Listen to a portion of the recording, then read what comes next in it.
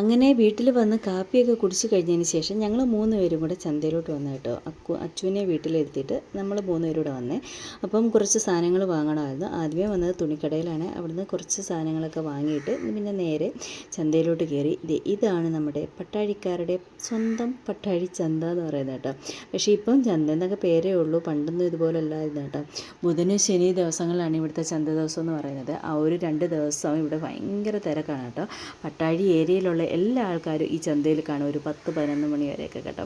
കാരണം ഇവിടെ വന്ന് സാധനം വാങ്ങിയെങ്കിലേ എല്ലാവർക്കും ഒക്കെ വാങ്ങാനൊക്കെ പറ്റത്തുള്ളായിരുന്നു. പക്ഷേ ഇപ്പോൾ അങ്ങനെയല്ല കേട്ടോ. എല്ലാ വീടിൻ്റെ മുമ്പിൽ നേരം വെളുക്കുമ്പോഴേ മീനെത്തും, പച്ചക്കറിയാവും. പിന്നെ ഓരോ ജംഗ്ഷനിൽ ഇതേപോലെ പച്ചക്കറിക്കട, മീൻകട ഒക്കെ ആയതുകൊണ്ട് ചന്തയൊക്കെ ഒരുപാട് ശോഷിച്ചു പോയിട്ടുണ്ട്. ആളും ഇല്ല, തിരക്കും ഇല്ല. അതുപോലെ തന്നെ കച്ചവടക്കാരും കുറവാണ്. ഇതേ നോക്കിക്കോ, 2-3 മീൻകാരേ ഉള്ളൂ ഇരിപ്പുള്ളൂ കേട്ടോ. പണ്ടൊക്കെ ഇവിടെയൊക്കെ നിറച്ച് മീൻകാരായിരുന്നു. ഇപ്പം ആരെയും കാണാനില്ല. ഞാനും കുറേ നാളായി കേട്ടോ ഈ ഒരു ചന്തയിലോട്ടൊക്കെ വന്നിട്ട്, ചന്ത ദിവസം വന്നിട്ട് കേട്ടോ. ഇവിടെ കിട്ടാത്ത സാധനങ്ങളും ഇല്ലായിരുന്നു കേട്ടോ.